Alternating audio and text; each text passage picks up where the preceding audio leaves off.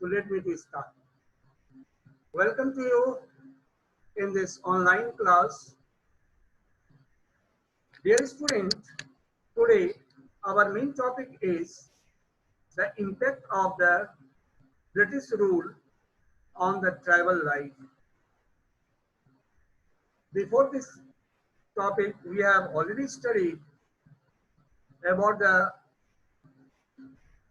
three land revenue settlement,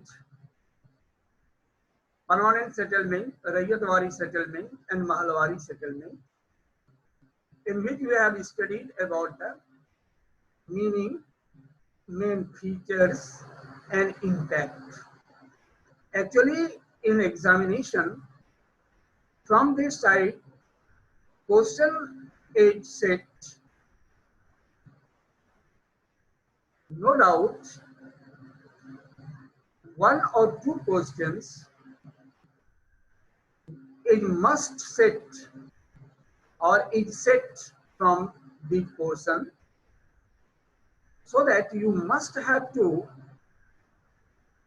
I want to say this one. That is why, because you must have to prepare the question answer based on this topic. What are the main features? Mention any five of permanent settlement, Raiyatwari settlement, Mahalwari settlement. Next type of question is, how can you say that the land revenue settlement was oppressive or exploitive? In such a type of question, you have to mention its negative aspects, I mean demerits or impacts. Especially, generally the impacts were very bad, very negative on Indians. So this type of question answers must be prepared. One day I will try to see when I will allow you to share your screen. Let me to start this topic. Impact of on the tribal life. I mean impact of British rule.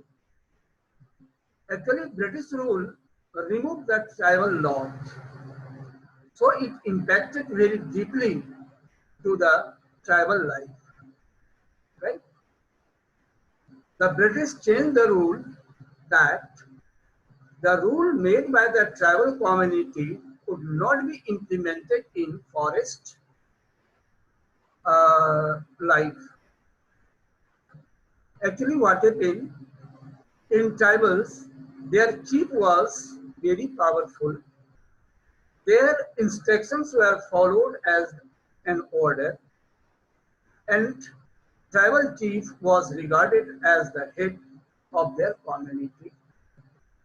But when the British rule removed the old rules of the tribals, the tribal chief lost power to rule on their community. There was no importance of the uh, tribal chief. Okay. So in this way, tribal chief lost its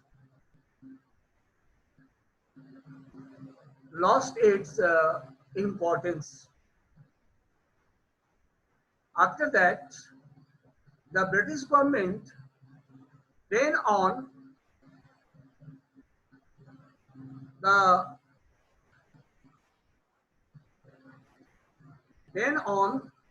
British forest. I mean, they they implement or impose some restriction, right, on the forest life. People were not allowed to move or move in the forest or use the forest product, right? Forests were divided into some categories. One category was a reserve forest, where the tribals were not allowed to leave, neither they can collect nor they could use or sell the forest goods, and actually it impacted very deeply to them. There was the deep impact of such rule on the tribals, right? Then on their movement in the forest led the misery in their life. Why? Because they used to collect the material, sell it to others, they earned money, and they used to live their life. But due to this imposition of restriction, such problems, difficulties entered in their life.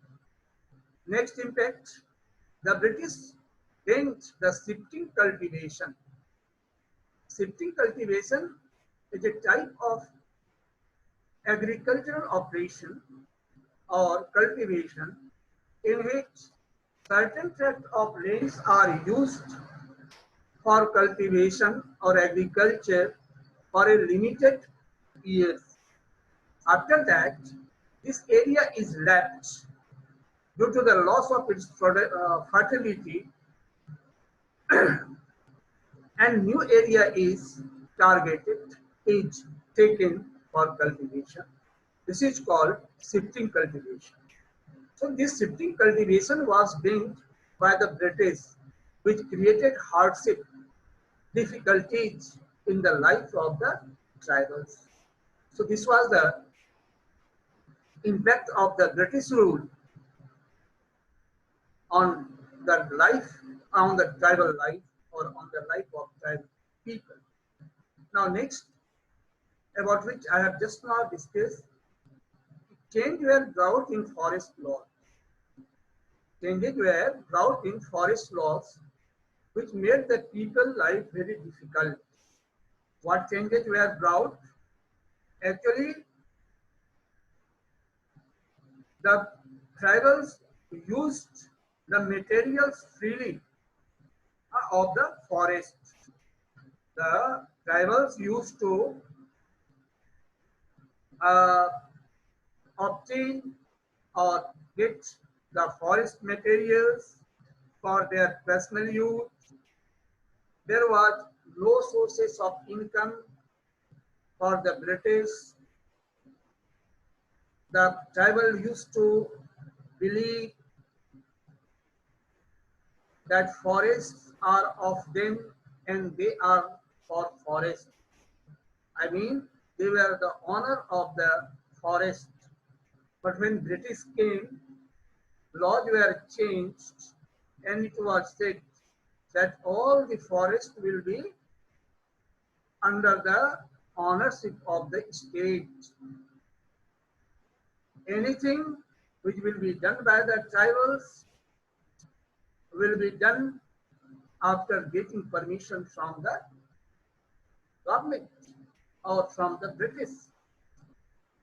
So British made another or other changes also, but this change also brought too much difficulty in the life of the people of forest. So many changes were brought. This seizing of ownership over the forest land, trees, lake, water bodies, this made the tribals very angry or dissatisfied, and in this way, anti-British feeling began to gather in their mind and heart. Apart from it, other changes were brought. Many areas of the forest were restricted, where the tribals could not enter. And in this way, the changes made their life very difficult. Now, next is many tribals, right? Many tribals left forest home for jobs because there was no any means of livelihood for them. Their traditional rights were seized, right? So they needed to have some work to earn money to live their life properly, comfortably, and it is why they began to migrate from the forest. This created some problems, another problems for the tribals or to the tribals. What type of problem was there? Actually, in the meantime, there were many agents of the British government and other contractors were there who began to recruit such job seeker tribals in tea plantation area. You know tea plantation, the area where tea is planted, or they were recruited as the workers on very low wages. Actually, this was a kind of exploitation, and it is also seen as an impact of the British policy on tribal life. They were uh, appointed on the low wages by the contractors or by the help of the agents, contractors and traders. Not only low wages were given to them, but another facilities were also not given to them. Right? Even they were not made free to go to their homes. They had to lead a very confined life within the premises, within the campus. And this made their life very miserable. So in this way, these are the 6 effects. You can make another one also by the help of your book. But if you will write in such a way, the impacts of the British rule on tribal life, in complete sentence you have to write. Here only teaching points are given, so you will learn. Okay. So in this way, these are the impact of British rule on the life of the people, right? This one you must have to learn.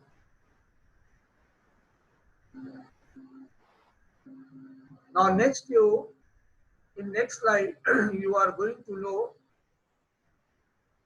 some other points of your chapter. So these are the main points which you must have to learn under the topic impact of the British rule on the tribal life. Now, next you see uh, this one you have already seen. Condition, I'm sorry. Condition of, बाद में इसको देखना है हमको. First ये देखना है growth of commercial crops. Here, impact of Mahalwari you have already studied. Growth of the commercial crops. पहले इसी को देखना था आपको, बस स्लाइड में इधर हो गया है. Now, in your book, this topic is given growth of the commercial crops. Right? What do you mean by the commercial crops? Actually, commercial crops are the crops or agricultural crops grown in, here you see commercial crops. Commercial crops means an agriculture crop grown for sale to return a profit, like tea, coffee, indigo, sugarcane, cotton, etc. Right? Why they wanted to grow it by the help of the Indians.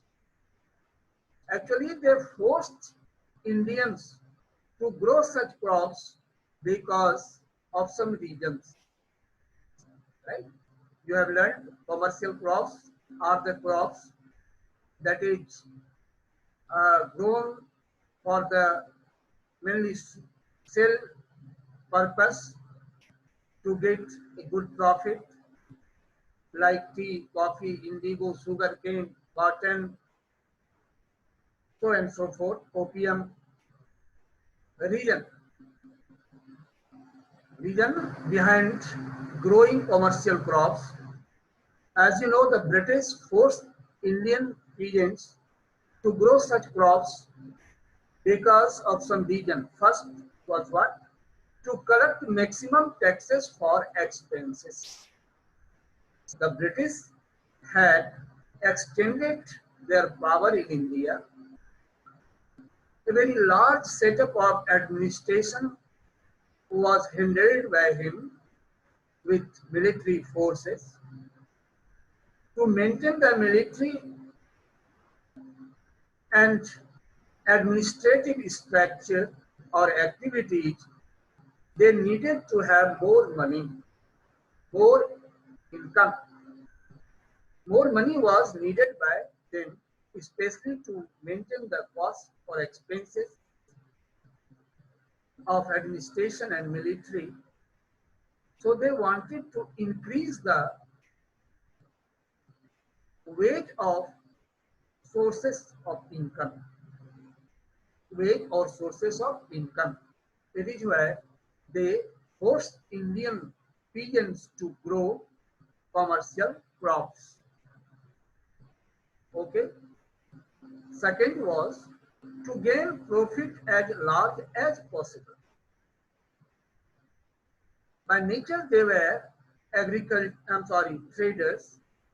Their main purpose was to exploit maximum resources of income, profit. That is why they targeted this area in agriculture where they did not take care of the interests and need of Indian people who were bent towards to grow the edible crops, rice, wheat, barley, so and so. Since they wanted to gain maximum profit in trade, as large as possible, it is why they forced Indians to grow cash crops or commercial crops, right? Next, to provide raw materials to European industries. As you know, the British were advanced in the industrial field. So many industries were set up in European countries. So all the European countries wanted to sell the raw materials taken from India to European countries. They wanted to feed the European industries by the help of Indian raw material, right? Indian raw materials. Okay, that is why this also became one of the reasons to grow commercial crops in India or to force Indian rulers to grow commercial crops. Next, to purchase the raw material on low rate in India and sell on high rates, to sell the product on high rate in India, to sell and sell the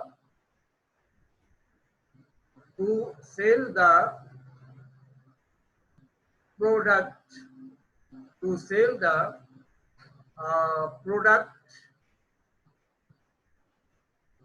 to sell the product, right, on high rate in India, right? Naturally, if they will buy anything, I mean any raw material on very low rate, it will help the manufacturers to sell their good on high rate. So these were the main reasons behind the cultivation of commercial crops that was forced by the British, compelled by the British to grow in India. So these were the main reasons. I hope you have enjoyed. So now you see what were some main crops and in which area these were grown.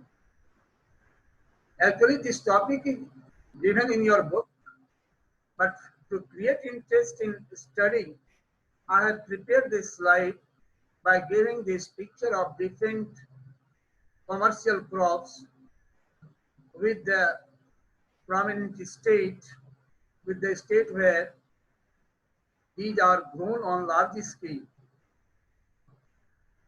This slide is not only important to know the name of the states of the concerned commercial crops production, but also it is important from the map, from the map point of view. Sometimes question comes, locate and label the state where opium is produced on large scale, where indigo is the main commercial crops, cotton, likewise these questions are asked. So here you see opium. Opium is used for medicinal values, but on large scale it is used as a drug, but basically it is used for medical purposes. It is produced on large scale in Bengal, Bihar and Punjab, right? Next is indigo, blue color. It has a high demand in Europe. Indigo was demanded too much in England, especially in the cotton industries, because this is used as a whitener or to wash the cotton or color the cotton. So Bihar and Bengal is famous for it. Cotton, you know, cotton fabrics, cotton cloth. The raw material is here, cotton, right? This is produced on large scale or was produced in large scale in Gujarat, right? In Gujarat. Next, Maharashtra, in Madhya Pradesh. Next is tea, right? Next is tea. Here tea, you see, this is nowadays just like the drink for all or maximum people of the world or Indian people. This is produced or was produced in different fields. Tea nowadays also produced on large scale, cultivated on large scale in Assam, West Bengal and South India. Here people Kali Mirch in Kerala, just like spices, Kerala, Karnataka, Tamil Nadu, Andaman and Nicobar and Puducherry. Next is here sugar cane. Now you have drank the sugar cane juice. This sugar cane from which sugar is made, whole jaggery is prepared. Sugar cane was produced on large scale in Maharashtra, Karnataka, Tamil Nadu, Andhra Pradesh, Gujarat, Punjab, Haryana. All these are the commercial crops And these are the states where in those days also such things were produced on large scale.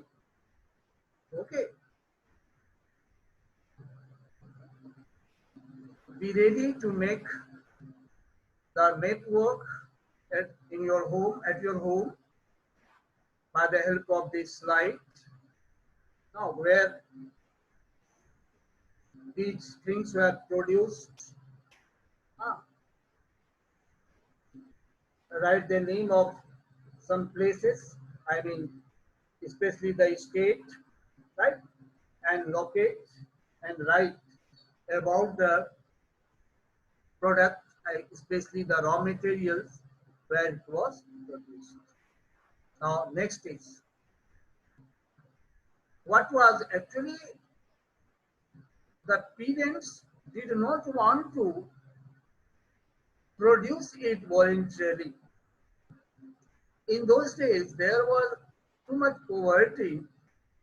People were, maximum people, maximum cultivators wanted to grow food grains to feed their family members and society, right?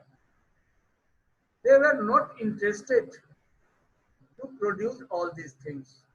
Although reason is not given in your book, but you should learn. Why did not? Why did they not want to cultivate or grow commercial crops? There were many reasons, 2, 3 reasons I am telling you. First, they were needed to have the food grains because the production was not up to mark. It was not too sufficient.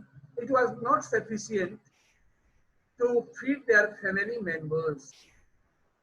So they laid stress on grow more and more food materials, right? Next was what? The British did not pay the proper amount or price of their crops, right? So their cultivation was in loss. Whatever was the proper price of the product was not paid by the British. So they did not want to. Next, all these things are the tender plants, very soft. There is need to observe it, look after it continuously. So they have to pay extra time for such cultivation for which they were not ready. So all these were the reasons why they did not want to grow these types of commercial crops. Now let me to explain this topic. What was the condition of farmers in those days? Right? Condition was not very good in those days, especially of the peasants. First, they were suffering from the natural calamities, natural hazards like earthquake, famine, especially famine, drought, flood, and they were the sufferer in the field of cultivation. In spite of it, they have to pay the tax. So their condition was low. Next, there was too much burden of the taxes, which was unbearable for them. They were unable to pay.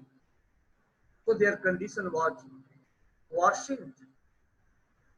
Repayment of loans. The peasants have to pay the loan taken by the money lenders, right? And there was no other source of income to the peasants. It is why it was quite impossible for them to repay, and it is why they had to suffer a lot. They were under the debt. कर्ज में वो डूब जाते थे, and high rate of interest also made their condition very difficult. So their life filled with misery, poverty, frustration, anxiety, and ill feelings. Now, they lost their peace and progress in their life. Next, it made the people landless because they have to sell their goods or land for the payment of the taxes. That is why they became landless in case of defaulter. I mean, in case of not paying the tax in time. And last one, since they had no any source of income, so they had to compromise to work even at low wages. So they were forced to work at low wages, right? So this was the condition of the people. Now, last slide, I am later on other slides will be next day. Revolts made by the farmers, regions. First region, land revenue settlement and their administration. I have already explained. Due to the regions, the condition of people had become restless. They were envoyed, dissatisfied. Economic exploitation was done, especially by the land revenue system to the rural people. There were too much loans and indebtedness.